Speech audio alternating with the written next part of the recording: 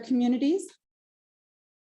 And the impacts of the industrial extractivism in Latin America and on the communities, and they've come to share, to amplify these stories in Europe.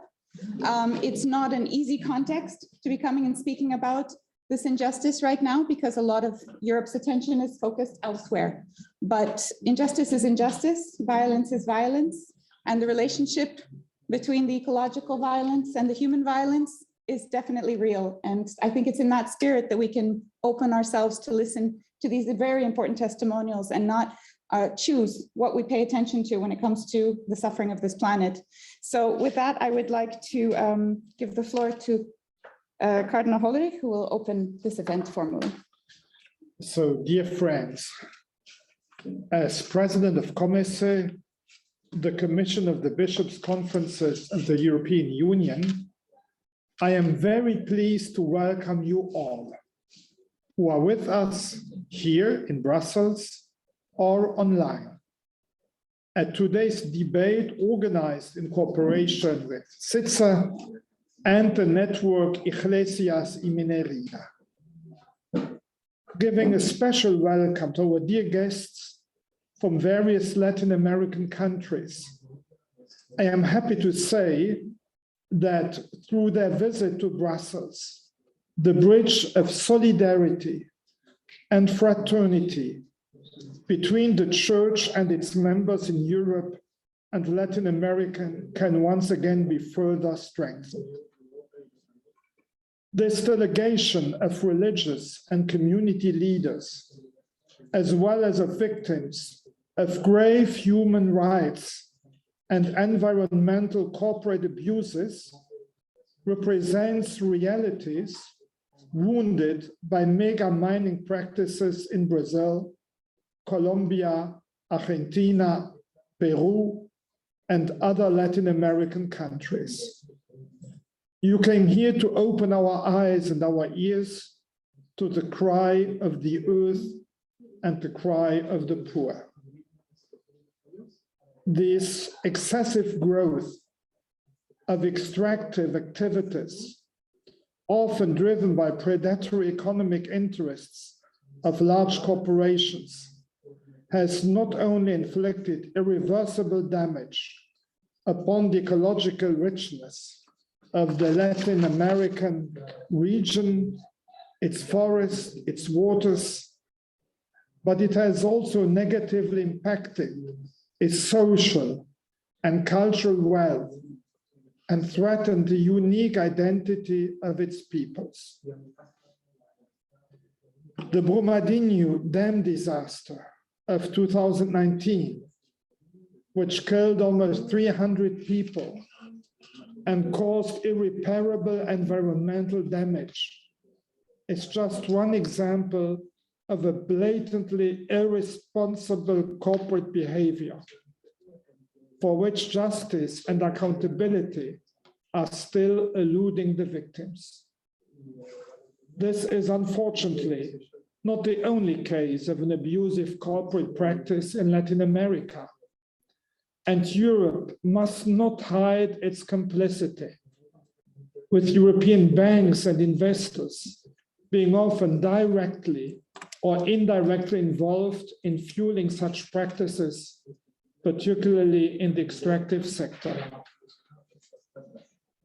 With the consequences of the COVID-19 pandemic hitting the populations of Latin American countries particularly hard, this cry of the earth and the cry of the poor calls for an urgent ecological transformation, putting people, particularly the most vulnerable and most affected, at the center as first interlocutors. Pope Francis has appealed on various occasions for an ecological conversion, to replace a utilitarian mindset driven by individual interests and throwaway culture, by a logic oriented towards the common good and the care for our common home, an approach that promotes human fraternity, and an integral and sustainable development of all persons and communities. While there is need for eliminating the structural causes of the dysfunctions of the world economy and correcting models of growth which have proved incapable of ensuring respect for the environment, the bishops of the Latin American Episcopal Council, CELAM, have recently called for both a personal and a social ecological conversion. At the level of the European Union, there is hope that the mandatory legislation could soon be introduced that would require large companies to conduct human rights and environmental due diligence in their global value chains and to address corporate violations. However, in order to be an effective tool in enhancing the protection of our human family and our common home from harmful corporate actions, the recently published proposal of the European Commission for a corporate sustainability due diligence directive will have to be significantly strengthened in terms of scope of the companies covered and also regarding the victims' access to justice and the enforceability of obligations to avoid adverse environmental impacts. And in Luxembourg, we are fighting to have such a legislation. So they say we wait for the European Union. So I hope the European Union is able to do its homework and to do it well. Moreover, the EU and its member states should also assume their responsibility by engaging constructively in the ongoing negotiations on an international binding treaty on business and human rights. Now, in the Ukraine crisis, we all of a sudden have discovered that economy and human rights are linked. We could see that also in our economic relations with the Latin American countries. These are not just simple policy recommendations. They are an urgent plea of faith leaders, human rights defenders, indigenous people, and those affected by harmful corporate actions in Latin America and other parts of the world. The cry of the earth and the cry of the poor has also strongly resonated during the 2070 Special Synod on the Pan-Amazon region, convened by Pope Francis. And we have been together in the same group in the Synod, so we became friends at the Synod. Now the Catholic Church is experiencing another key moment by discerning a new path of synodality. Today's discussions between communities of faith in Latin America and Europe, in dialogue with policymakers, may also inspire us to see creative ways of working together.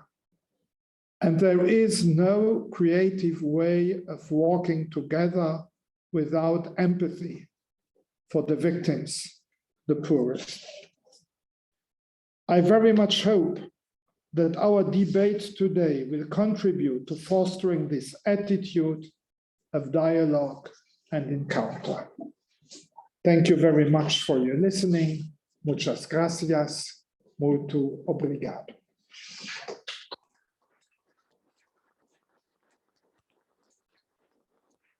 Thank you very much, Cardinal Hollerith. Before I pass on to our guests, I want to explain a little bit the format we're going to have. It's going to be a conversation with people who are telling their stories and explaining their stories of resistance, but also making some strong asks as well of us to collaborate and to find solutions together and take responsibility together. As the Cardinal mentioned, we have a great responsibility in Europe to take action. There is interpretation, if you haven't noticed, so Spanish, English, so please use it if you have access to it. This event is coordinated with Comece and Iglesia y Minería and CITSE. So we really want to show our appreciation for that friendship, that collaboration, and that partnership, which has brought this caravan to Europe and helped to amplify these voices. And also, I'd like to point out that this event is co-funded by the European Commission. We have some very passionate speakers here, so I will invite them to take their seats and to be prepared to share with us their stories. We have Dom Vicente de Paulo Ferreira, Auxiliary Bishop of the Archdiocese of Belo Horizonte, Brazil, member of the Special Episcopal Commission for Integral Ecology and Mining of the National Conference of Bishops of Brazil. Welcome. And we have Juan Carlos Osorio Arenas from the Presbiterio de la Diócesis de Caldas, in Antioquia, Colombia, Director of Pastoral Social and member of the Alianza del Sureste in defense of the territory against mining. We have church leaders here to share with us their struggle and their courage, but also to speak on behalf of the communities that they serve and with whom they walk. And before I ask you some questions about the work you do, I want to raise the point that the Cardinal mentioned about the Synod on the Amazon and how much we learned about the importance of listening. And that the first step to changing, to that conversion, is the listening and to listening to each other with an open heart. So I hope that everybody who's participating is in that spirit of really listening, because when we listen to these stories, it can be painful, it can be challenging, but we need it. We need to listen to the difficulties so that we can find the solutions together.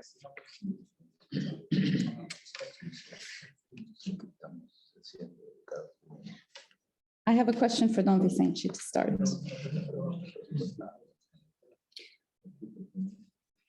At 3 years from the disaster of the Brumadinho Dam, which caused the death of at least 272 people, and the devastation of the local ecosystem, how is the local community building its life now and its territory?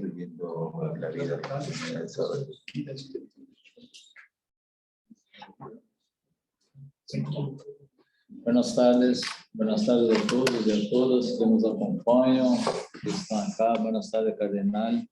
Muchas gracias, Josiane, por la pregunta. Yo creo que es una pregunta muy importante. ¿Cómo están nuestras comunidades después de 3 años en Brumadinho? Yo no sé, José, si podemos mostrar este Manuel que está acá para los que están en la red. Acá nosotros vemos algunas fotos de estas personas que murieron. Fueron asesinadas, ¿no? Por un crimen que nosotros llamamos. Y queremos empezar contestando con esta cuestión. Para nosotros siempre fue un crimen, pero aún no están responsabilizados. La justicia, este es un problema. El sufrimiento de nuestras comunidades continúa porque no se hace y no ha hecho justicia. Es un problema. Entonces, nosotros empezamos con mostrando a ustedes estas personas que murieron. No son, nosotros decimos, Cardenal, no son números, son historias, nombres singulares, criaturas singulares de Dios. E las empresas muitas vezes les tratam como números. 272 em Mariana, 19. E quando será o próximo? E quantas pessoas? Quantas morrem na guerra? Todos são números? Não, só morreram 10. Não, para nós outros, uma pessoa. Para nós outros vale muito. Então, hacer memória. Esta é uma luta cotidiana de nosso trabalho, sobretudo da Igreja Católica com as comunidades. Acá, segurando, não está? Ah, está. Mira, acá está Marina, que trabalha comigo, uma jovem que estava com o futuro já definido para outras coisas, havia terminado a faculdade de Relações Internacionais, já teria emprego e foi também afetada e tudo cambiou. Como ela, muita gente em Brumadinho e região que cambiou, que viu a vida cambiada. Então, nós hacemos memória. Por que hacemos memória? Porque não nos olvidamos, para que jamais nos olvidemos do porquê isto aconteceu. Isso é muito importante. Então, o primeiro ponto, hacemos celebrações, ritos, escutas, ondas de conversações com as vítimas, sempre, principalmente el 25 de cada mês, participamos das missas, das celebrações das famílias. Este é o primeiro ponto. Não podemos nos olvidar. E pensamos, cardenal, que as grandes empresas querem que nos olvidemos. Não, já está tudo listo. Não está. Porque, inclusive com a reparação, este é o segundo ponto. O processo de reparação também é violento. Não respeitam as comunidades. Então, agora temos acordo. Mira, La Vale hizo acordo com o governo de nosso estado, sem participação das comunidades afetadas. É absurdo isto.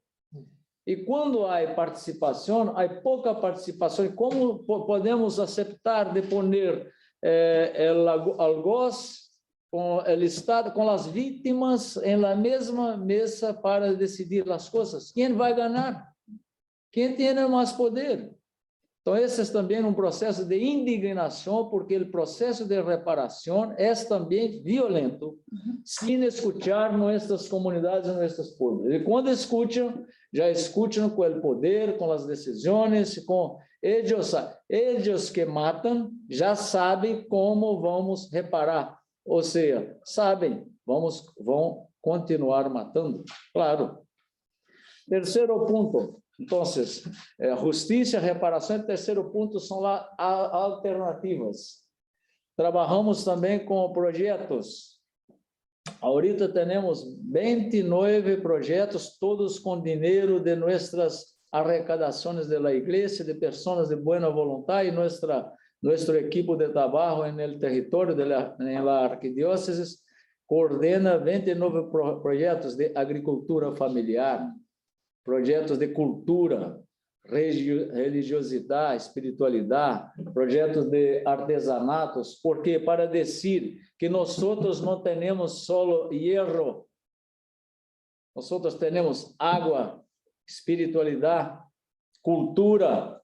Em nossas comunidades quilombolas, indígenas, há vida. Não necessitamos de explotação de minerais para a sobrevivência do nosso povo. E agora temos que escutar isso, mas não é possível cambiar porque temos processo de minério dependência, como se solamente tuviéramos a explotação mineral como o único caminho, mas não é. Então, agora, neste momento, neste terceiro ponto, estamos lutando para que a justiça seja também processo de transição para outros processos econômicos que não a mineria.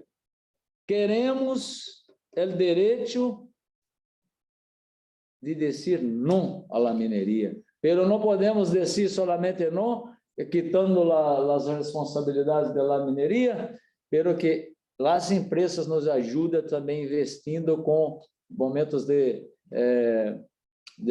câmbio, para que podamos investir em agricultura e tudo isso, que são alternativas. Temos alternativas, pero as alternativas são de nossas comunidades. O dia que as comunidades começarem a ser escutadas, elas vão apresentar suas soluções de vida para eles. E eu termino dizendo que, infelizmente, temos uma cidade com muitas doenças, muitas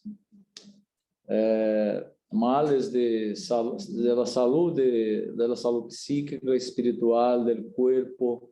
Temos no sangue muitos minerais, hierro e tudo isso, a poluição de nossos rios, do aire, da terra. Então, temos uma cidade que não está bem, inclusive com a falta de esperança no futuro. Que haremos daqui para frente, para adelante? É pouco isso para introduzir o caso de Brumadinho. Muitas graças por escutar. Espero que nossos amigos e amigas tenham compreendido bem mi portunhol. Obrigada. So just to summarize, we have lots of different things that the community is doing right now, despite the pain, remembering the memory of those who are lost, not numbers, but real people, real stories. We have the justice, which has to be had. The violence of the reparation is equal or more than the first violence. There's a second violence happening in the way the justice is being given or not. There's alternatives. There's another way of being. There's an alternative to extractivism as a way of life. And this has to be put forward, but there needs an opportunity for this. And we need the companies to support this and take responsibility for promoting other options. This is not the only option. And of course, the pain continues, and it's continuing from generation to generation because it's inside the bodies and inside the land of the people. So thank you so much for sharing that. Juan Carlos, the territories in West Antioquia have been mobilizing to defend an incredibly rich ecosystem by the activities of mining, against the activities of mining giants, often based in European and Western countries. These mining investments are exacerbating the violence from both state and non-state actors. How are your parish and communities resisting to these dramatic impacts? Bueno, muchas gracias a quienes están escuchándonos desde la sala y también a través de las tecnologías que nos permiten esta comunicación durante tanto tiempo. Nosotros estamos hablando de un concepto que denominamos justicia espacial.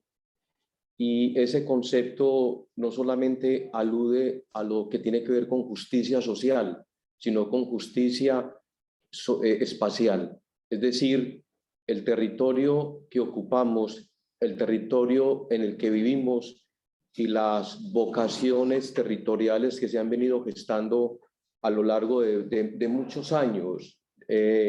Estamos hablando que desde la misma permanencia de los pueblos amerindios, de los pueblos originarios, de los pueblos ancestrales, donde se habitaba de una manera muy armónica y muy en paz con la naturaleza, con la madre tierra, o como llaman en los ambientes andinos, la Pachamama, y que luego han heredado nuestros campesinos, que también tienen un relacionamiento con la tierra de un modo también, no tan parecido al indígena, pero sí también de un modo muy amigable, en términos del cultivo de la tierra, del usufructo de la tierra, de lo que llamamos el pan coger, es decir, del cultivo de los alimentos para el consumo diario, del cultivo de los alimentos para el consumo diario.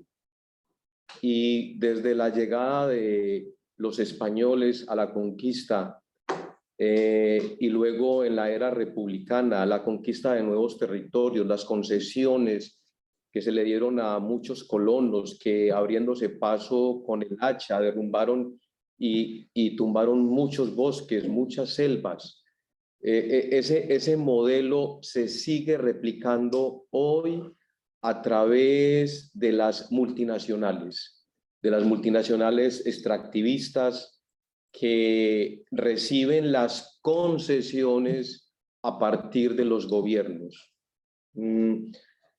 Constanza y yo venimos de un país que es muy rico en la biodiversidad, donde coexisten cientos de especies en fauna y flora endémicas. Eso significa que solo se dan en nuestro país y que de hecho muchos turistas llegan a contemplar esas maravillas. Pero también tenemos un país que es muy rico en agua, que tiene mucha agua y que cada vez que nos levantamos en esos sitios, pues tenemos la naturaleza ahí a la vuelta de la esquina, al frente de nuestra casa, en nuestra ventana. Y todo eso se está viendo amenazado por estas propuestas de multinacionales extractivistas. ¿Y cómo hemos venido respondiendo? Bueno, hemos venido respondiendo a partir de la conformación de colectivos ambientales con conciencia política. Es decir, es pasar solo de una propuesta de sembrar árboles, de cuidar quebradas, pero también de avanzar hacia mecanismos políticos de reclamo de derechos. Entonces, en la constitución política de nuestro país se contemplan una serie de mecanismos donde los ciudadanos pueden participar a partir de las consultas populares. Estas consultas populares definieron en el año 2017 en más de 11 municipios del territorio nuestro, el sureste antioqueño, que no querían la megaminería en sus territorios. Pero luego la Corte Constitucional, es decir, el organismo que tutela la Constitución en nuestro país, dijo que los pueblos no podrían ellos definir solos la vocación territorial, sino que tenían que concurrir con otros organismos bilaterales para poder definir eso. Eso en términos crasos es que sí, que está bien que ustedes se reúnan, que hagan esos acuerdos populares, pero no se les olvide que hay otras autoridades que también tienen que contar para que puedan definir, y entonces se tumba esa participación popular. Entonces, a partir de eso, se generan unas acciones legales que, siguiendo pues como toda la ruta jurídica, se han presentado unos recursos de reposición ante los estudios de impacto ambiental que se han generado a partir de las multinacionales. Hay una Autoridad Nacional de Licencias Ambientales, la ANLA, que es la que regula las licencias ambientales para las megaminerías. Y esos estudios que presentan las megaminerías tienen que estar avalados por la Agencia Nacional de Licencias Ambientales. Y entonces, ¿qué ha hecho la comunidad? Se han unido y ha habido otros terceros que se han declarado interventores y que a partir de recursos propios han hecho investigaciones con geólogos, con peritos, con abogados, y han presentado otros estudios que niegan o que estimulan la participación que niegan esos datos que han presentado las megamineras.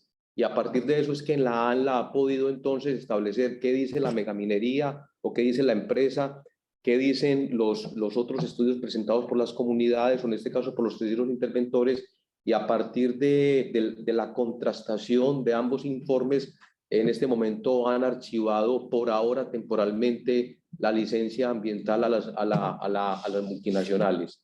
Pero también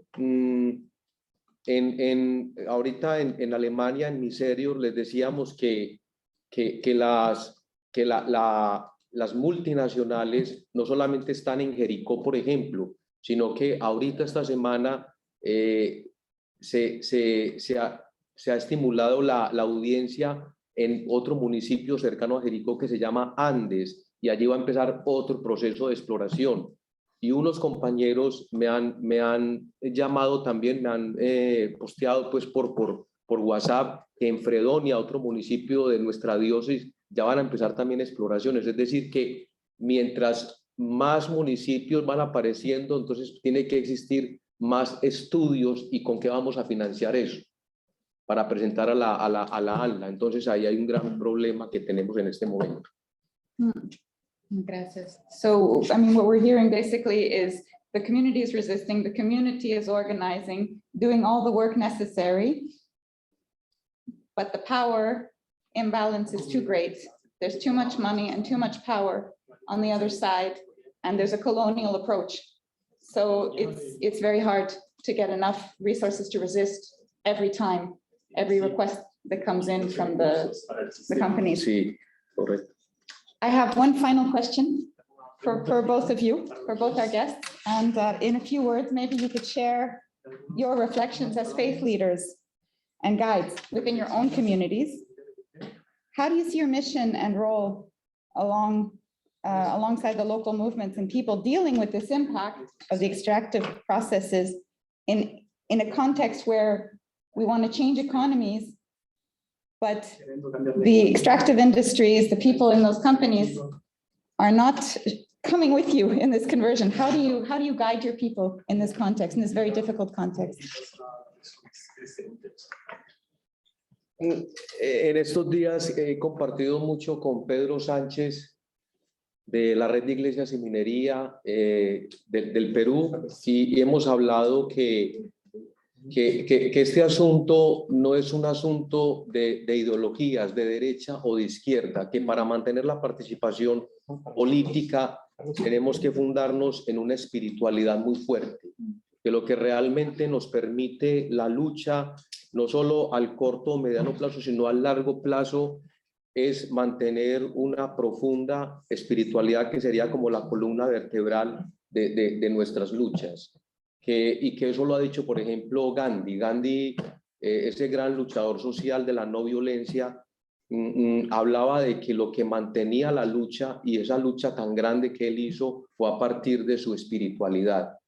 Y nosotros como cristianos tenemos el ejemplo, a Jesús, nuestro Señor, y que allí encontramos la inspiración para nuestras luchas, porque ahorita que nos aproximamos a la Semana Santa, pues lo vemos en dónde, lo vemos en la cruz. ¿Y qué dice San Juan? Que allí es donde triunfó, que su triunfo es en la cruz, es decir, en la solidaridad con quienes están siendo martirizados, con quienes están siendo masacrados, o en el lenguaje de Francisco, con los que están siendo ninguneados, ¿cierto? Que ese acompañamiento y esa resistencia viene precisamente de la convicción de que la Iglesia siempre está a favor de los que no tienen poder, de los sin voz. Hoy estamos celebrando precisamente al santo, a San Romero de América, la voz de los sin voz. Y pues tal vez en ese momento se hablaba de eso, pero en este momento todos tienen voces. Ya no es la representación o la voz de los que no tienen, sino porque ellos también las tienen y se están organizando. ¿Y cuál sería cuál es el papel nuestro? Y lo he dicho también pues como en la diócesis, que tal vez nosotros ya no lideremos tantas cosas como en otro momento, pero que si estamos acompañando, si estamos yendo junto a, como está diciendo también la sinodalidad, el sínodo es ir junto a esa presencia de un presbítero, de una religiosa, de un religioso, acompañando las luchas de la gente, estando ahí, tal vez no ni siquiera liderando o hablando muchas cosas, tal vez es hacer presencia en esos espacios, en esos territorios, en esas luchas, es ahí donde estamos. El acompañamiento. Lo segundo es generando mesas ambientales, mesas por la paz, mesas por los derechos humanos. En estos momentos en la diócesis estamos haciendo 6 mesas en cada municipio, en 6 municipios, y lo estamos haciendo con la ayuda de la cooperación internacional. Y la gente, nosotros todavía tenemos mucha capacidad de convocación. La gente nos ha dicho, tal vez si nos convocara la alcaldía o si nos convoca X organización, tal vez no iríamos, pero si nos convoca la iglesia, allí estamos porque sabemos que lo que están promoviendo es algo bueno, es algo objetivo y no es algo que se agota simplemente en lo ideológico. Yo dejaría ahí pues como eso. Y lo final, la formación en derechos humanos, la formación política, que es tan importante en este momento. Finalmente recuerdo la parábola del buen samaritano. El buen samaritano ayuda al que robaron, lo ayuda con aceite y con vino. Y alguna vez leía que los samaritanos del siglo XXI tenemos que echar mano no solamente de las ayudas asistenciales, sino también de otras formas de ayudar, y en este caso sería la formación política, el reclamo de derechos humanos y el uso de las nuevas tecnologías que nos permiten que todas estas cosas que vivimos sean conocidas en el mundo. Gracias. Vicente. Sí, yo creo que Padre Giancarlos y yo estamos en posiciones diferentes por esto. Él y su comunidad están luchando para no tener minería. Yo y mi comunidad estamos luchando para acabar con la minería. Entonces son dos dramas diferentes, pero nos unimos en la misma causa por los daños que ya están ocurriendo o que pueden empezar a ocurrir. Yo quería añadir algunas cositas, Padre Giancarlos. Primero, yo pienso que el proceso de conversión debe ser corpóreo. No existe una conversión solamente del pensamiento. Tenemos que ir para el medio de las poblaciones heridas. Padecemos de uma vulnerabilidade que é concreta. Se as pessoas não veem nós com elas, e só em nossos escritórios, falando, discussões para eles, isso não funciona. Então, o que passamos em Brumadinho é que estamos com eles, nos conhecem. Há uma rede afetiva, sabe onde estamos, podem falar, podem me chamar e chamar nosso equipo. Oh, falta água em minha comunidade, chama a nós outros e vamos para ajudar. Este é problema sério da igreja em salida, que Papa Francisco nos pede, pero estamos salindo muito em pensamentos, em produções de materiais, pero nós outros nos quedamos em los mesmos lugares, as catedrais, as igrejas. E nesses dias estamos fazendo uma experiência maravilhosa de igreja em salida, porque quando chegamos a Bruxelas, nos encontramos com grupos de ucranianos chegando também. Nos sentimos como eles. Estamos acá, en el camino. Este es real. Esta es a realidade. O cardenal, na experiência em Japão, certamente viveu isto. São coisas muito fortes, porque, por exemplo, agora tivemos problema de inundação por conta de muitas chuvas em Brumadinho. E com essa inundação, outra vez, o lodo da mineria veio para as casas de nossas famílias e se quedaram muitos desplaçados. E nós e foram para nossa igreja. E dia alguém me perguntou: estamos acá todos aislados e você está com nós, pero porque és obispo, se chama ao governador, ao arcebispo, ele te saca de acá. E nós outros? Eu disse, eu tenho que ter a coragem de não aceitar que eu me vá sem vocês. Esta é a igreja em salida. Eu não tenho o direito de sair sem eles. O segundo ponto que eu queria compartilhar com vocês sobre este segundo e último. Não cambiaremos a sociedade sem uma relação, a igreja sem uma relação estreita com os movimentos sociais. Eles têm muitas experiências e o padre disse isso, das ondas de conversas com nossos movimentos sociais. Isto hacemos todos os dias, com o MST, com o MAB, com o MAN, que tem experiências que nos ajudam a pensar os campos. Eu penso que não é a igreja que vai cambiar a realidade. la realidad que está llamándonos para que nosotros nos cambiamos, porque ellos ya están haciendo el camino. Mi español está quedando até más fácil, ¿no? Cuando hablo de movimientos sociales.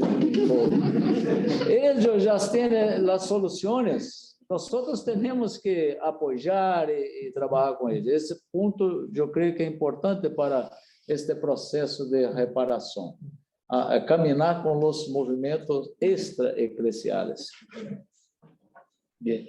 Muchísimas gracias. Thank you so much. This was a very passionate and rich discussion. We have some more guests that we're going to listen to, and please stay with us and we'll continue the discussion. There might be questions from the audience later.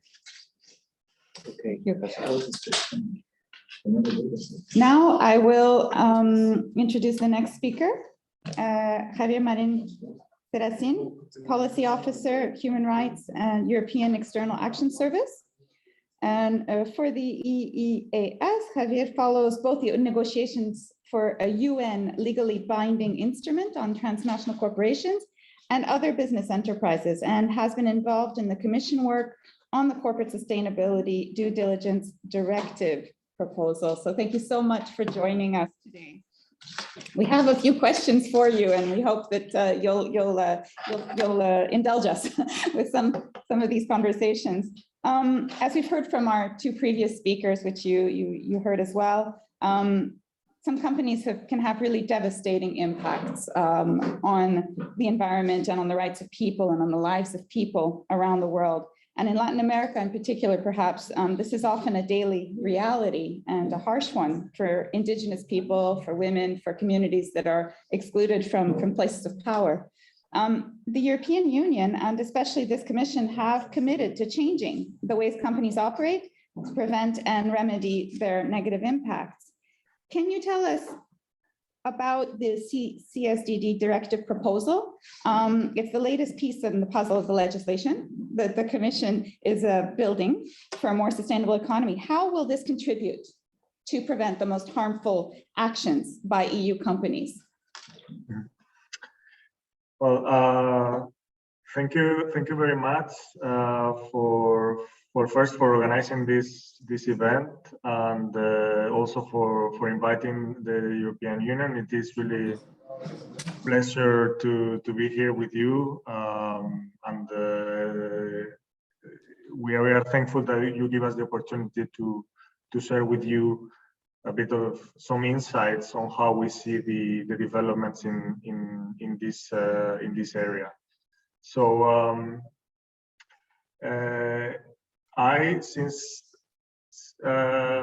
maybe if it's okay, I would like to shift to Spanish, because no tengo muchas oportunidades de hablar en español en mi trabajo. So, si no es un problema y puedo continuar en español, pues lo voy a hacer, si no es un problema.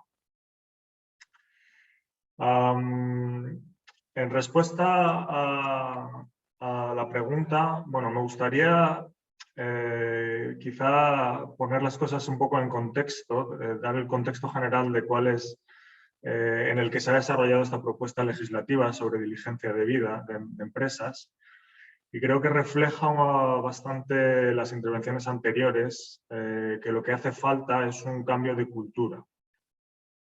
Entonces es una propuesta legislativa, pero que refleja un cambio de cultura desde muchos ámbitos en cuál es el papel social de las empresas y cuáles son sus responsabilidades con respecto a las comunidades y de los ámbitos en los que desarrollan sus actividades. Entonces, en la Unión Europea hemos desarrollado muchas acciones en este sentido, que se enmarcan dentro de un ámbito más amplio que el de simplemente la diligencia debida o de las medidas legislativas, que es la implementación de los principios rectores de Naciones Unidas y de otras guías internacionales sobre responsabilidad empresarial. Entonces, en este sentido, creo que es importante indicar que esta propuesta legislativa ha tenido apoyo por parte de sectores muy diversos, inclusive el sector empresarial o una parte importante del sector empresarial. Entonces, sí que, digamos, desde nuestro punto de vista es una iniciativa muy importante porque refleja lo que decía al principio, este cambio de cultura. Y no solo porque lo refleja, sino también porque puede contribuir de manera muy importante a acelerarlo.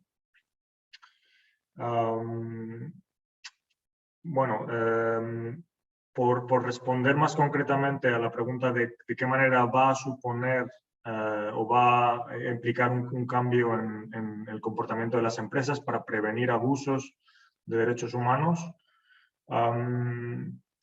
Bueno, en este sentido me gustaría decir que se ha debatido mucho cuál es el ámbito de aplicación que, digamos, se va a aplicar o se aplicaría una vez que se adopte la legislación a un número de empresas en torno a las 13.000 empresas que operan en el mercado europeo. Pero creo que es muy importante no perder de vista que las obligaciones no solo se aplican a las empresas, digamos, directamente incluidas en el ámbito de aplicación, sino que esas empresas van a tener que controlar las actividades de las otras empresas que forman parte de sus cadenas de suministro en todos los sectores productivos. Entonces, por ejemplo, si hablamos del sector de las industrias extractivas, las empresas europeas operando en el mercado europeo tendrán que conocer las actividades de sus empresas suministradoras en países terceros. Podemos hablar de América Latina, pero en cualquier parte del mundo van a tener que conocer mejor sus cadenas de suministro y no solo conocerlas mejor, sino que actuar para evitar que haya violaciones de derechos humanos. Esto, algunas empresas ya lo venían haciendo en varios sectores. Se calcula que 1/3 de las empresas tienen algún tipo de medida de diligencia debida, pero lo que va a hacer la legislación lo va a hacer obligatorio y para, digamos, todos los sectores productivos y todas las cadenas de suministro. Entonces, creo que esto es un cambio muy importante porque si una empresa no es capaz de justificar o de demostrar que ha ejercido la diligencia debida, estaría sometida a sanciones. Sanciones por parte de los gobiernos de los Estados miembros, pero no solo, sino a una responsabilidad o una potencial responsabilidad civil en los tribunales. Entonces, esto creo que es bastante importante porque se ha demostrado que este tipo de régimen, que se ha aplicado ya en la Unión Europea en concreto en el sector de los minerales o para ciertos minerales, tiene un efecto real en el cambio de comportamiento de las empresas. Entonces, creo que este es el cambio fundamental, que estamos pasando de un modelo de cumplimiento voluntario y a través de incentivos y de digamos, modelos de cooperación entre empresas y con gobiernos a un modelo de estándares obligatorios. Y esto yo creo que es el cambio fundamental. Entonces tenemos muchas esperanzas, porque así lo ha demostrado en la práctica, que este tipo de modelo va a tener consecuencias, va a tener efectos muy positivos en el cumplimiento de las obligaciones de derechos humanos por las empresas. Y me gustaría señalar otra cosa a este respecto. Como parte de este cambio de cultura, creo que es muy importante que la propuesta legislativa contempla digamos, la involucración de las comunidades y de los distintos actores interesados, individuales, colectivos, grupos, que tienen, digamos, intereses en las actividades concretas de las empresas, van a poder integrarse en el proceso de diligencia debida. A través de consultas, las empresas tendrán obligación de consultar a esos actores y además esos actores podrán introducir quejas o sugerencias directamente a los gobiernos de los Estados miembros para indicar cuáles son sus preocupaciones o digamos, informar sobre posibles violaciones de derechos humanos o de comportamientos inadecuados de empresas. Entonces yo creo que este es un factor también muy importante que forma parte de lo que había dicho al principio, de este cambio de cultura y de cuáles son las responsabilidades sociales de las empresas y además de la importancia que tiene la participación de otros actores más allá de estados o de gobiernos y de empresas en este ámbito. Y en este caso, por ejemplo, organizaciones de la sociedad civil, creo que van a jugar un papel aún más importante.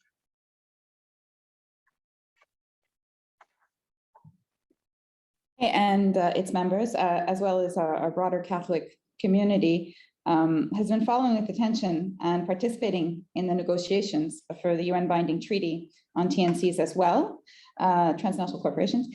Although still lacking a formal mandate, the EU has been following the negotiations quite actively, especially during the last session. So how do you think a future binding treaty and the EU directive would complement each other? Sí, bueno, como dices, la Unión Europea ha seguido las negociaciones y participa en las negociaciones desde hace varios años ya. Es un proceso que nosotros seguimos con interés porque creemos en el potencial que tiene un instrumento internacional para mejorar la protección contra abusos de derechos humanos. Entonces, digamos que es un proceso en el que la Unión Europea quiere estar presente y está presente. Dicho esto, la atención más reciente se ha concentrado sobre todo en los desarrollos legislativos a nivel europeo, sobre la legislación de la que hablábamos antes, de la diligencia debida. Entonces, sin prejuicio, digamos, de ese proceso, yo creo que digamos, de cuál es el resultado final de ese proceso, porque ahora tenemos una propuesta legislativa, pero tendremos que ver cuál es el resultado final de esa propuesta legislativa, qué tipo de ley tendremos. Creo que es un proceso de reforzamiento mutuo entre los dos procesos, el proceso europeo y el proceso de Naciones Unidas. Creo que es muy importante que, digamos, haya digamos, una coordinación sobre lo que está pasando a nivel europeo y lo que está pasando a nivel internacional. Entonces, esa es un poco nuestra labor desde el Servicio Exterior, traducir los desarrollos legislativos a nivel europeo y ver cómo eso se podría aplicar a nivel internacional. Entonces, esto yo creo que es válido para varios aspectos. En este cambio de cultura sobre diligencia debida y responsabilidad empresarial, creo que hay varios factores. Uno es lo que comentábamos antes del cambio de comportamiento de las empresas, pero también un cambio de visión de los gobiernos sobre su responsabilidad de poner en práctica medidas para que se respeten los derechos humanos en sus territorios. Entonces ahí es donde entra en juego la cooperación internacional a través de distintos instrumentos. Nosotros en la Unión Europea, por ejemplo, desarrollamos proyectos en varias regiones. En concreto tenemos uno en América Latina con ocho gobiernos latinoamericanos. Entonces, creemos que es un proceso que va adelante, son procesos que van adelante y que potencialmente van a contribuir a tener unos estándares internacionales. Y bueno, hay que poner un poco las cosas en perspectiva. Llevamos 10 años con los principios rectores. Ha sido un proceso rápido de avanzar hacia estándares más fuertes, digamos, estándares obligatorios. Pero lo que sí que hemos visto en las negociaciones de Ginebra es que todavía el nivel de expectativas varía mucho entre países.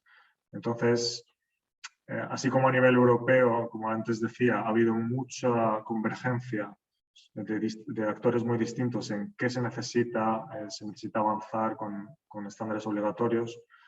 Creemos que todavía en las negociaciones de Ginebra falta más convergencia entre las visiones de los distintos estados y también de todos los participantes de la sociedad civil, que como bien sabéis son muy activos.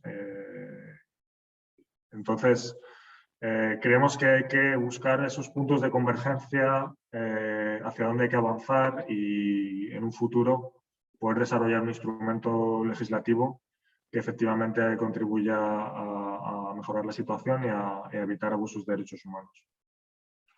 Thank you. And as we heard from our previous guests, preventing damages is very important, but at some point it happens. There are disasters, there are human rights violations. So what about access to justice and remedy? And so what are the challenges maybe to ensuring this access to justice through the instruments that we're proposing, such as the CSSDD directive and the treaty? How can we overcome those challenges of access and to justice and remedy?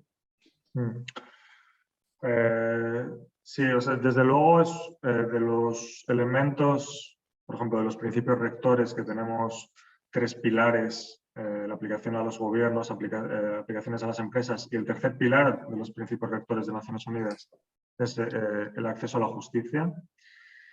Quizá se puede decir que es el pilar que está menos desarrollado y que todavía hace falta trabajar más. Porque no basta con crear obligaciones, digamos, estándares obligatorios, sino que luego hay que asegurarse de que efectivamente se apliquen en la práctica y que cuando no se apliquen, que haya una reacción de compensación a las víctimas, de que se evite comportamientos similares en el futuro. Entonces, para nosotros es una parte del trabajo que es fundamental. Y me gustaría, aprovechando que tenemos la legislación recién adoptada o la propuesta legislativa recién adoptada, cuando hablamos de los desafíos, me gustaría mencionar 2 en concreto. Uno es digamos, muy visible, que es que muchas de las violaciones de derechos humanos se realizan por parte de empresas transnacionales, lo que quiere decir que el acceso a la justicia se dificulta por cuestiones de jurisdicción, de derecho aplicable, etc. Entonces, esto es un problema fundamental, porque muchas veces los abusos se cometen en estados que son distintos de del estado de origen de la empresa. Entonces, la propuesta legislativa de la Unión Europea va a facilitar que los tribunales europeos de una determinada empresa que esté operando en la Unión Europea o que tenga su sede en un país europeo, puedan facilitar el acceso a la justicia de víctimas en terceros países.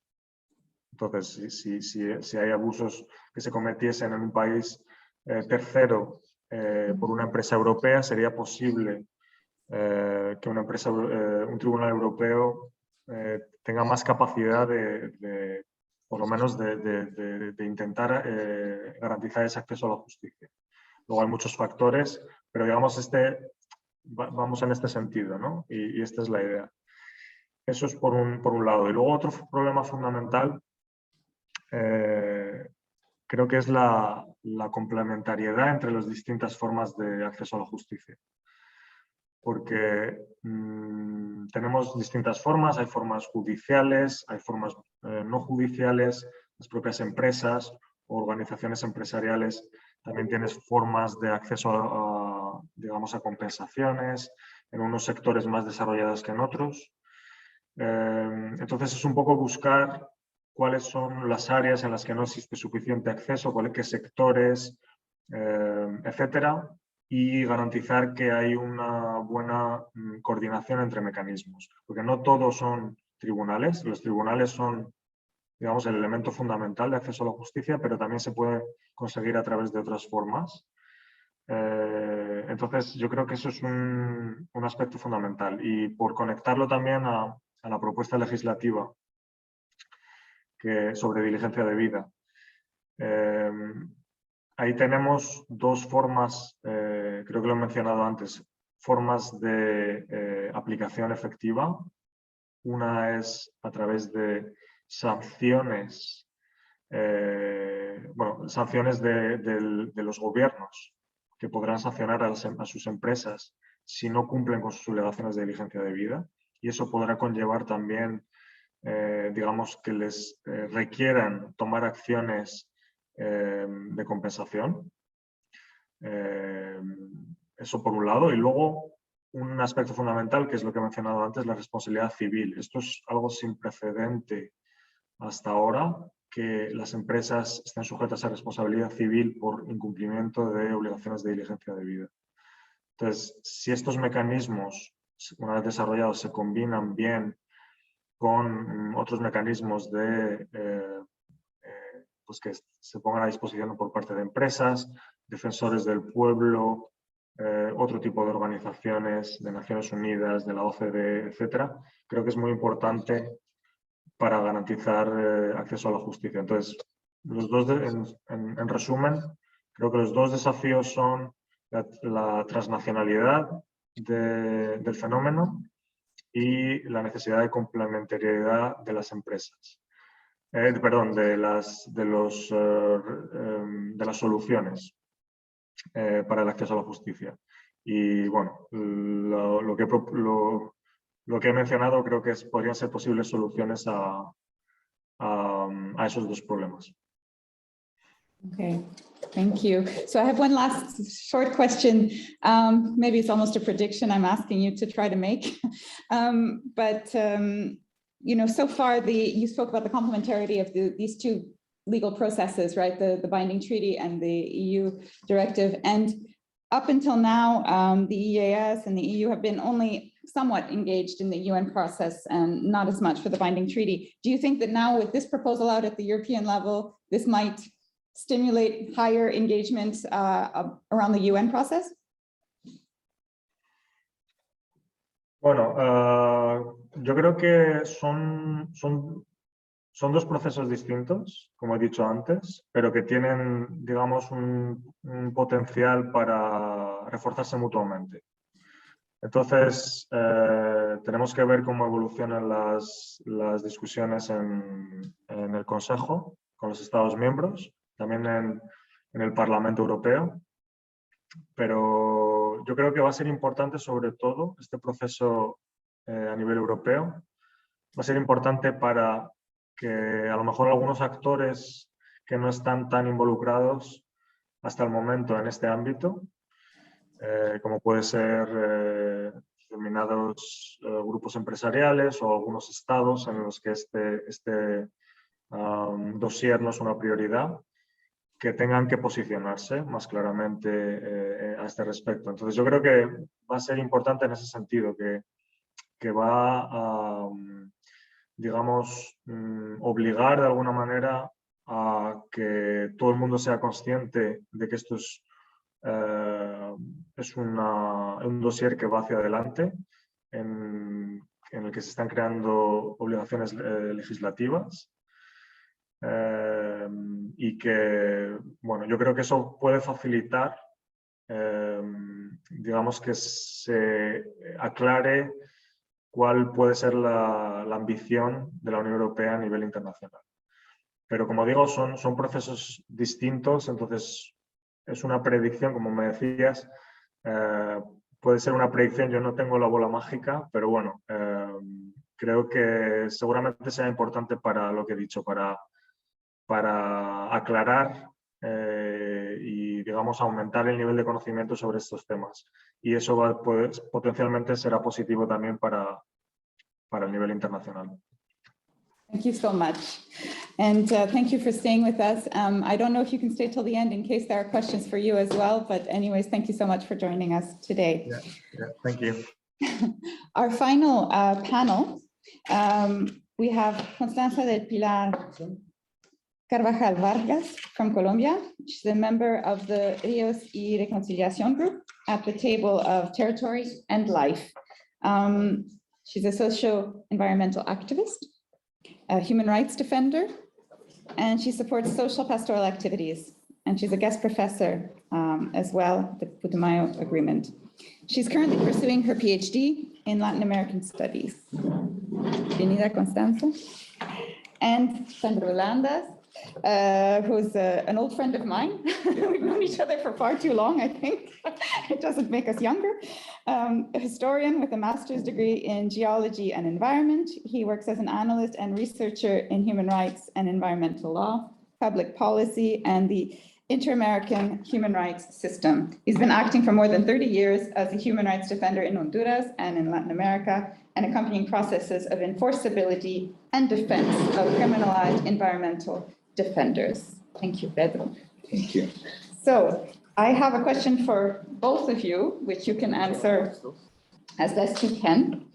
Based on everything you heard, of course, already, the US started paying quite a bit of attention to the calls from civil society to act and curb corporate abuse. However, Europe has a long history with Latin America, historically marked by colonialism, and more recently by predatory economics, especially through the extractive industries. What responsibility do you think EU states have to prevent and to remedy such behavior? Bueno, muchas gracias, Josiane. Creo que sí hay, bueno, una responsabilidad no solo para Europa, sino para todos los países que invierten en extractivismo en América Latina, porque hay que recordar que hay un mito que nos dice que el 70% mínimamente de las empresas proceden de Canadá, y eso no es cierto. No están radicadas en Canadá, que es otra cosa. Tienen sus oficinas en Canadá, pero cuando vamos a ver las inversiones, son empresas chinas, son empresas asiáticas, coreanas, también de Europa, como Alemania, como Inglaterra, como Italia, como España, también que las encontramos. Entonces, eso en primer lugar, ¿no? Señalar de que la responsabilidad es global, va más allá de Europa. Y en ese tema, entonces, es importante lo que escuchábamos anteriormente. ¿Cómo hacer que muchos de los principios que se han considerado históricamente voluntarios para las empresas y esa lógica que creo que ya está comprobada que no funciona, de que el mercado se va a regular por sí solo con el equilibrio de pesos, ¿no? Se requiere ahora, se reconoce que se requiere una intervención de los estados de una manera más responsable y que tiene que ir más allá de los principios voluntarios de responsabilidad social empresarial que se han implementado durante estas últimas décadas y que se ha demostrado que no son suficientes. Entonces, de ahí tenemos que pasar entonces a principios obligatorios, que ya se mencionaban algunos ahora en la ponencia anterior sobre los principios rectores de Naciones Unidas sobre empresas y derechos humanos, ¿no? Entonces, en primer lugar, uno de los elementos claves para poder avanzar es hacer que las empresas y los estados tengan una responsabilidad extraterritorial. Y eso se va a hacer únicamente en la manera en la que se reconozcan dos puntos fundamentales. Uno es el tema de la jurisdicción universal de los derechos humanos, es decir, que los derechos humanos deben de respetarse en cualquier lugar del mundo. Y desde que un país adoptó la Declaración Universal de los Derechos Humanos, está obligado a cumplirlas sin importar las condiciones que se den o en qué lugar se encuentre, ¿no? Ese es el primer lugar. Y en segundo lugar es la jurisdicción universal de los derechos humanos. ¿Qué significa eso? Que no importa en qué lugar se cometió la falta, la violación a los derechos humanos, ¿verdad? Y que allí, en ese lugar, hay una responsabilidad que acarrea también delitos por los daños cometidos, que pueden ser jurídicos, pueden ser económicos, pueden ser inclusive daños irreparables a la vida, como los hemos visto, ¿no? Entonces, en ese tema tenemos que avanzar a hacer las empresas responsables de los delitos que cometen. Y también los estados tienen que reconocer que son responsables por acción o omisión. Yo recuerdo que en Canadá muchas veces se intentó crear la figura de un ombudsman o un ombudsperson que pudiera llevar a las empresas a ser responsables por crímenes cometidos en ultramar. eso no logró avanzar porque hay un peso enorme y hay que decirlo y señalarlo, de las empresas, de los sectores que financian las empresas para que estos principios no se fortalezcan. Y precisamente esa es una de las razones por las que desde la Red Iglesias y Minería hemos impulsado una campaña de desinversión. Esta campaña de desinversión, conociendo las leyes del mercado, implica entonces reconocer de que si queremos un cambio real, ese cambio tiene que venir de los inversionistas, de quienes ponen la plata en los bancos. Y aquí estamos hablando de repente del sector eclesial, de muchas congregaciones y familias religiosas que nacieron en Europa y que ponen su dinero en bancos, pero no saben qué hacen los bancos con ese dinero, en qué lo invierten. Y muchas veces lo están invirtiendo en empresas que llegan a Honduras, que llegan a Brasil, que llegan a Colombia a matarnos, a matar la naturaleza, a matar la vida y a crear desastres. Entonces, eso es en primer lugar. Si queremos avanzar hacia una responsabilidad o una corresponsabilidad, o en palabras del Papa Francisco, a darnos cuenta de que nosotros no podemos seguir ignorando lo que sucede en este mundo y seguir dando la espalda a lo que pasa en la naturaleza, porque sí somos responsables de eso y tenemos que asumir esa responsabilidad. Entonces, lo primero que tenemos que hacer es eso, ¿no? Pasar de la inversión ética o de creer que el mercado se va a regular por sí solo a generar condiciones básicas de responsabilidad jurídica que nos permitan acceder a esos mecanismos que señala los principios rectores de Naciones Unidas, a los principios de reparación. O sea, no basta con que existan mecanismos de queja, como lo que tienen los bancos internacionales, o soluciones amigables, como los que tiene la OCDE. Tampoco son suficientes. Necesitamos llevar y generar mecanismos jurídicos o tribunales jurídicos internacionales en el que podamos demandar tanto a las empresas transnacionales como a los estados que los promueven. Porque los estados son responsables en triple vía. Puede ser que los promuevan abiertamente, ¿verdad? O que toleren los abusos que cometen en terceros países, o inclusive que generen las condiciones en terceros países para aceptar la inversión de estas empresas como una forma de chantaje, que hemos visto que eso es lo que hacen en América Latina y en África, ¿no? O sea, bueno, si quieres que te apoyemos aquí, entonces tienes que abrir las leyes, tienes que ablandar tu legislación para permitir que nuestras empresas lleguen y destruyan.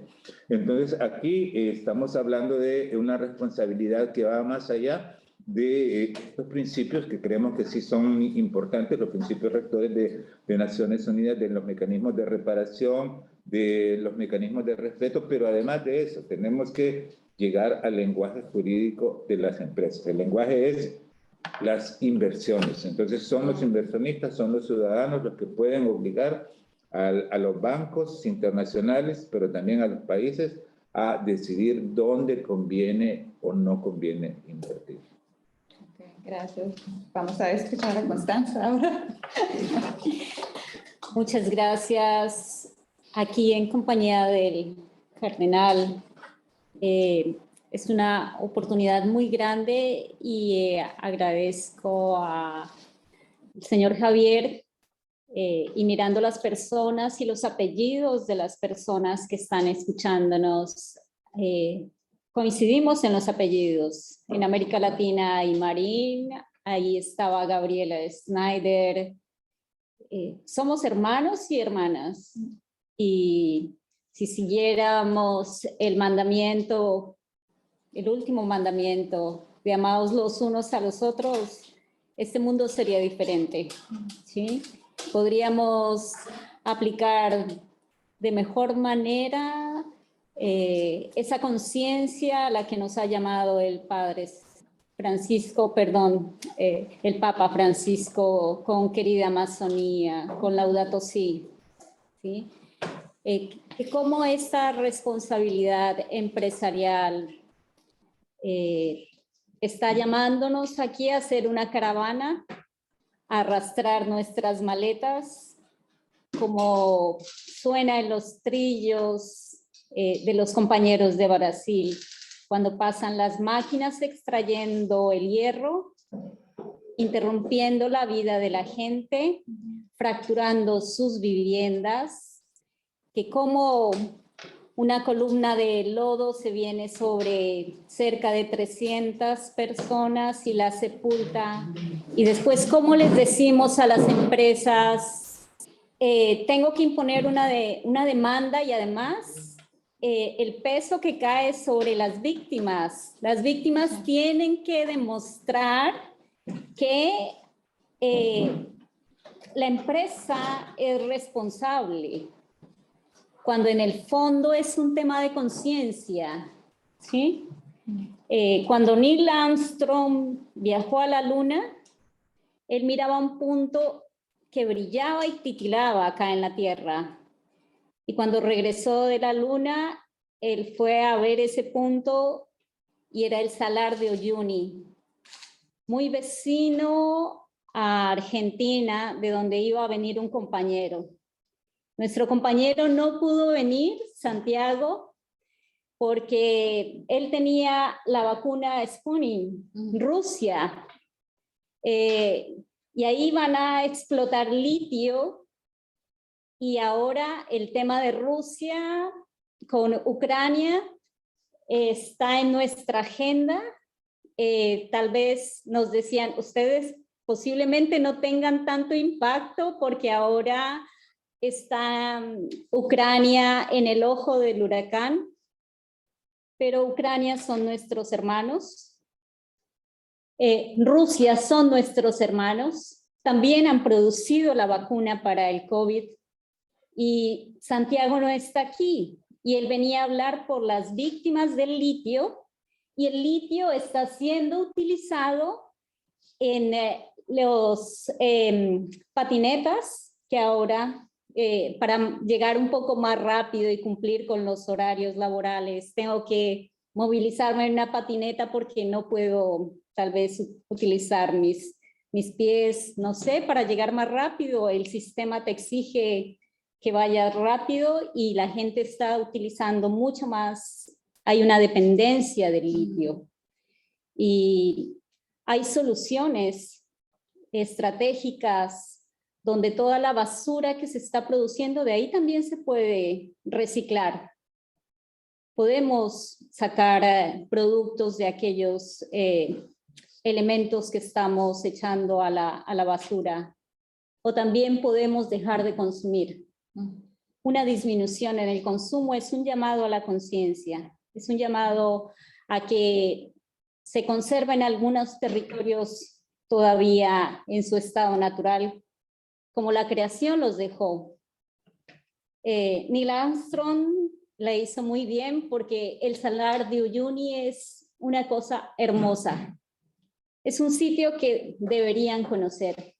Es un paraíso y hay animales hermosos y la biodiversidad que uno la ve allí, como la ve también en la Amazonía, en la querida Amazonía. Vengo del piedemonte amazónico, donde tenemos, todavía por ahí circula el oso de anteojos, la danta de páramo. Tenemos más de 150 especies de mariposas, insectos, hay orquídeas nuevas para la ciencia en ese territorio. Y les invitamos, y Alemania, Europa, han hecho investigación allí. Hay una gran riqueza hídrica, forestal, ambiental, que está ahí todavía y que nos habla, y además nos ha servido para el COVID. Hemos acudido a esa riqueza para curarnos, para sanarnos, escuchando a los pueblos ancestrales que está allí, y que el Papa Francisco dice, escuchen a los indígenas, ellos nos aportan en estos momentos. Hay una sabiduría allí. Y lo último que quisiera decir es que este piedemonte amazónico donde vengo, allí está una empresa que es la Libero Cobre, pero como decía Pedro Landa, aparece inscrita en Canadá, pero no sabemos finalmente quiénes están invirtiendo, quiénes están detrás de eso, pero también vemos que, y creo que ahí podrían hacer bastante incidencia, hay un poder militar que está creciendo.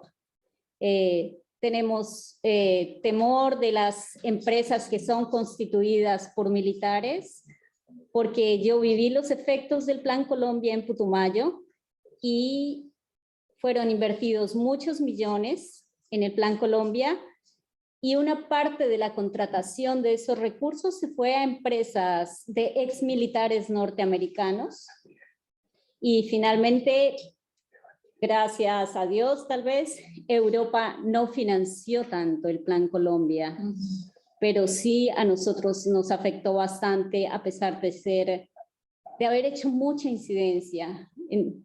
Y traje a colación esto porque eso nos costó muchas vidas. Y muchísimas gracias por este espacio. I have one more question, and then we want to hear from, there's some questions from the floor, I think, and from the audience. We see that there's a lack of reference to human rights and environmental defenders in the directive, in the proposal that we saw from Europe. In your experience, what are the particular threats that the defenders are facing and the role that they play in the communities? So the human rights defenders, the environmental rights defenders, they're not being identified and protected properly in the laws. What are they facing, the risks?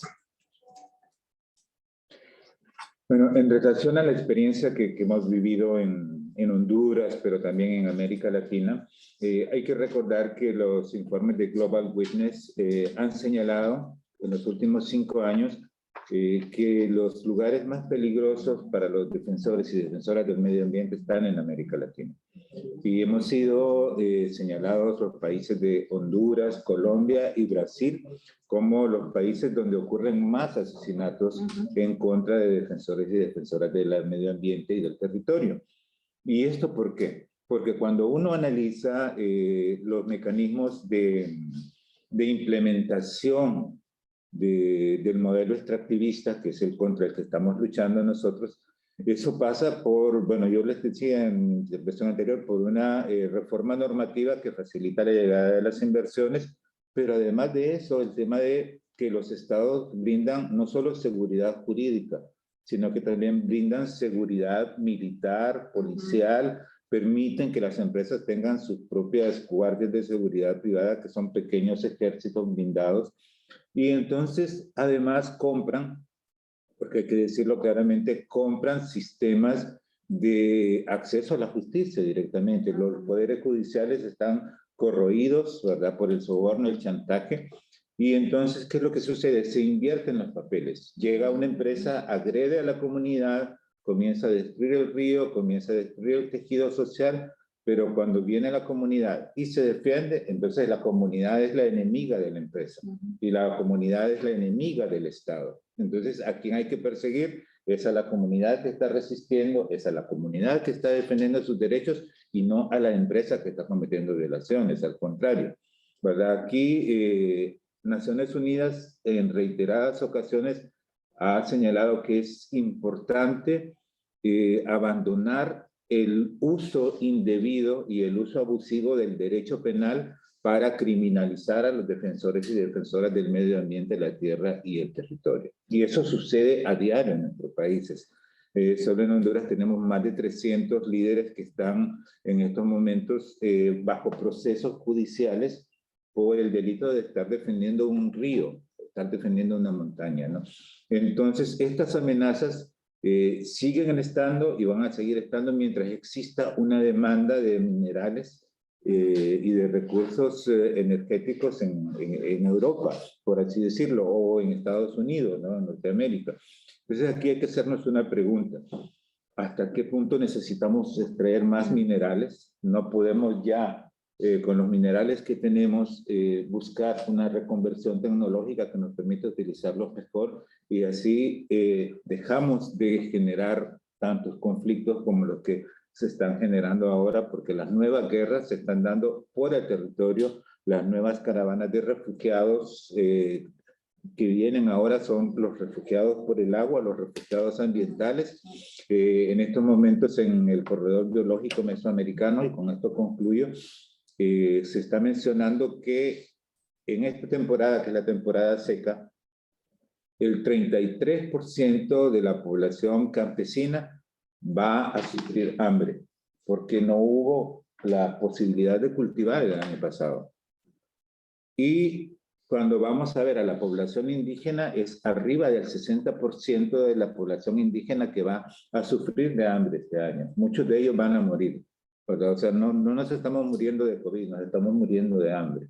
Y nos estamos muriendo de hambre porque se quitan la tierra, los territorios, el agua y los medios de vida para las poblaciones. Entonces, esa es otra amenaza. La sola presencia de estas industrias extractivas son una amenaza de muerte para las poblaciones. Eso es lo que quería señalar. Gracias por la pregunta. En Colombia, la Corte Suprema de Justicia, el 5 de abril del 2018, le concedió derechos a la Amazonía. Si nosotros en Colombia, desde el gobierno nacional, desde el presidente, le da órdenes y le dice, queremos responder a esta sentencia, le dice el juez, porque hubo una demanda de 25 niños y jóvenes de toda Colombia, donde le dijeron al juez, vemos que la Amazonía es el futuro, la Amazonía se está destruyendo y queremos que se proteja para el presente y futuro de las generaciones. El juez escuchó a los jóvenes, declaró la Amazonía como sujeto de derechos, como también está declarado como sujeto de derecho a algunos ríos, como el río Atrato, que recibe las aguas de las montañas de Caldas, de donde viene el padre, Juan Carlos. Y ahora en Colombia se ha incrementado el tema de violencia y muerte contra defensores de derechos humanos. El año pasado Colombia figuró como el primer país en asesinato a defensores de derechos del ambiente. 168 víctimas por estar defendiendo el ambiente y la tierra. Y este año, los primeros 20 días, 9 personas fueron asesinadas por defender la tierra. Podemos avanzar a nivel jurídico. El Papa saca algunos de los documentos que lo hacen en compañía de las personas que hoy conocimos, reflexionan. Javier Marín hace un trabajo importante, valioso, y dan herramientas, pero ¿cómo no usar estas herramientas y hacer público el Laudato Si, o querida Amazonía? Hay que seguir. Finalmente, creo que en esta defensa de derechos hay un compromiso y un llamado a trabajar por los más pobres y vulnerables. Y también ahora hay un compromiso fuerte y un llamado a la defensa de los ríos y de la naturaleza, de la biodiversidad. No solamente por nosotros, los que habitamos en el piedemonte amazónico, en las montañas, donde queremos que los minerales no se exploten, se puede hacer una acción de prevención. Si se conservan estos sitios donde nace el agua, no van a ser afectados nuestros compañeros que viven en la Amazonía. y este sueño de tener un mundo mejor, otro mundo es posible. Gracias. So we've come, thank you so much to our speakers. We've come to the end of our time, but there were a few questions, so I do want to respect that. So I'm going to pull them up. I'm going to ask one question for Javier and one question for Don Vicente. Then I hope you can answer each in turn, and we'll close with a little bit of delay, but still respecting people's schedule somewhat. The first question for Javier is the conflict mineral regulation doesn't have harmonized sanctions among the different member states. So this has made it difficult for implementation. How do we overcome that or avoid that with this new regulation? How do we avoid that conflict? You mentioned it, there's different sanctions, different applications. How do we overcome that? So that's your question, and I'll ask right away the question for Don Vicente while you think about that. As a bishop close to the communities, what would you like to say to Catholic politicians? Well, you can think about that a moment. And that'll be our closing statement. Thank you for this opportunity to say about this. Okay. So, Javier, Okay. please. Yes, so thank you very much. Yeah, so I think it's a very good question because indeed we have experience with sanctions for applied to non-compliance with due diligence. We have the experience with the existing minerals regulation. But I have to say, I mean, also to put things in perspective, the experience with that regulation, it was mostly based on, let's say, the experience that we had when that regulation was created. Experience that we had with voluntary standards. Let's say the elements that are more less voluntary due diligence associated to guidance documents from OECD, UN, that now we have in the legislation, the EU legislation, which is, for instance, sanctions, which is has to do more with a legal regime, is much more developed in the new proposal. So back then with the minerals, it was, let's say, a very small part of the regulation. Here is much bigger. So that's one first comment, that now this is a much more important aspect of this regulation. Part of the reply to the question has to do indeed with the fact that the instrument that has been chosen is a directive and not a regulation. So which means basically that the final laws that will be applied will be those developed by the concrete member states based on the European law. So it's a good question how our harmonization will be ensured, but it has to do, I mean, it's part of a larger problem which has to do with the European construction. As you know, we are not a, let's say, if I might say, a perfect union. So sometimes you have a bit of divergence on certain laws, and that's the main reason for that is that the competences of the particular policy area, like this one, are shared between member states and the European institutions. So it's not possible to have a level of harmonization which is higher unless member states are willing to give their competence. But in this particular issue, I think there is a lot of elements to think that the level of convergence between different member states will be high. And if you see the wording of the legislation, that's very clear that that's the intention, because it says that, well, first, member states have to establish regimes of sanctions and do everything that is necessary to take all the necessary measures to make sure that they are effectively applied. So that's quite a strong language. And also the characteristics of the sanctions they are very concrete. They will need to be proportional, dissuasory, effective, etc. So this is already quite a guarantee that this is strong language in new legislation that we need to translate in very concrete measures at national level.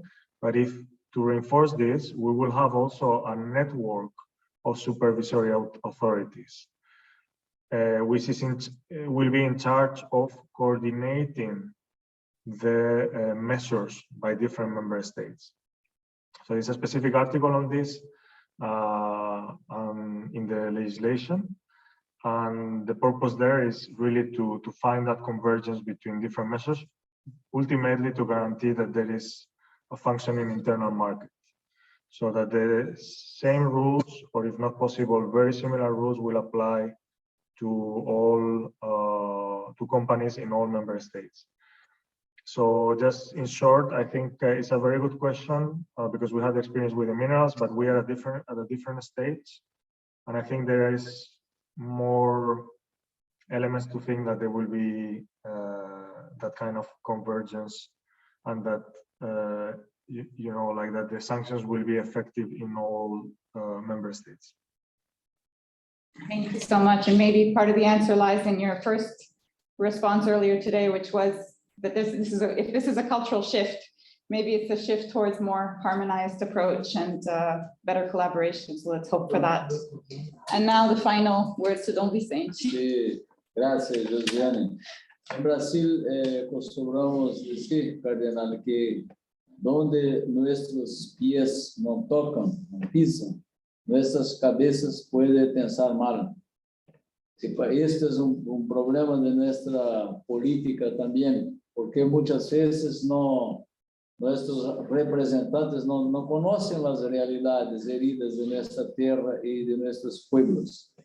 Yo pienso que para un político católico es muy importante saber que nuestra vocación a la caridad, que es la mejor política, el amor, es una cuestión de encarnación, no es una cuestión solo de pensamiento, es una opción. Yo pienso que cuando uno hace la opción de ser político a partir del evangelio, de la doctrina social, socioambiental de la iglesia, debe andar en medio de los pueblos, sentir las personas, los problemas reales, concretos, porque tenemos muchas leyes, muchos escritos, pero son escritos en un tipo de laboratorio abstracto, en escritorios. Entonces yo hago este pedido a nuestros políticos cristianos. Hacer la opción por los pobres, por escuchar el grito de la tierra, de nuestras comunidades heridas, es caminar, escuchar a esta gente. Ellas tienen las respuestas a sus problemas. No somos nosotros desde acá que vamos llevar para ellas. Ellas ya nos presentan las soluciones. Entonces, es un poco la experiencia que yo hago en mis territorios, caminando, encontrando, viviendo una vida como las personas viven.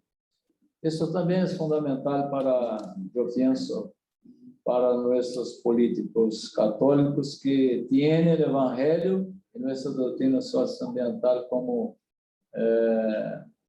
el horizonte de una acción política en estos días.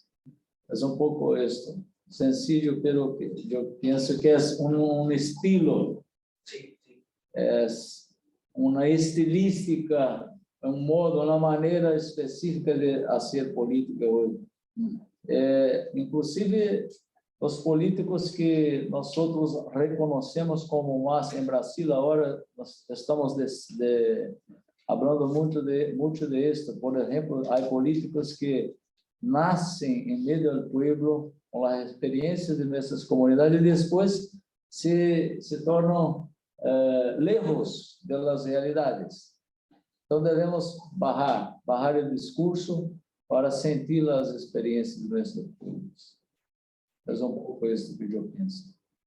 En nombre del Evangelio de la Kenosis Cardenal de Jesucristo, yo voy a decir, yo no sé si es heresía, pero es decir, Jesucristo no fue político. Yo contesté diciendo, Jesucristo es el mejor político que nosotros conocemos.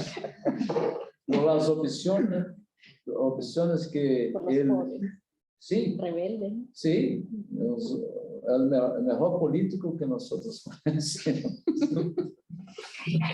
Thank you so much. So with a little bit of a late finish, thank you so much, everybody who participated. Thank you to all the speakers. Thank you to Iglesia Minería for helping the caravan travel to see us so that we could hear from you in live, which is so special. Thank you to the organizers, to Comece, of course, as well, for hosting us, and to the wonderful interpreters, as usual. So thank you, everybody. I think this comes to a close for today.